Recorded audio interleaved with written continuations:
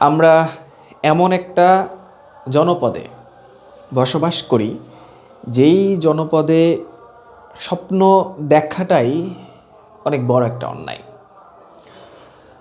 আর স্বপ্ন বাস্তবায়ন করার জন্য আপনি কাজ করে যাবেন, এটা খুবই খুবই ডিফিকাল্ট। যেই স্বপ্ন বাস্তবায়ন, যেই স্বপ্ন দেখা এই দেশে আসলে এত পরিমাণ কঠিন যে ওসমান হাদির মতো একজন মানুষকে গুলি করা হয়েছে। জীবন এবং মৃত্যুর সন্ধিক্ষণে এই মুহূর্তে আছে।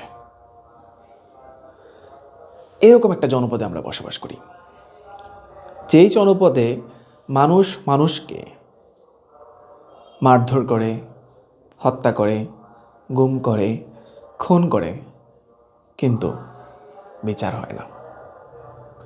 কতটা ভয়ঙ্কর একটা পরিস্থিতির মধ্য থাকলে, কতটা অনিরাপদ একটি দেশ হলে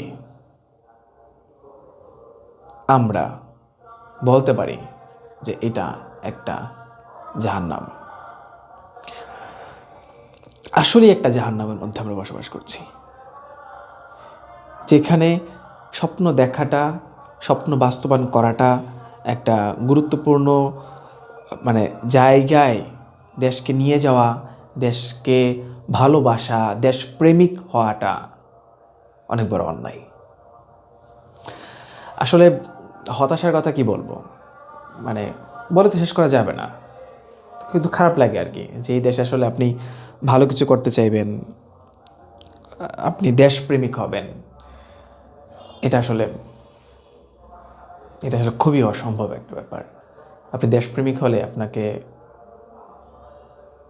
মেরে ফেলা হবে, আপনি দেশদ্রোহী হন যদি বেঁচে থাকতে চান। এছাড়া আর কি বলবো।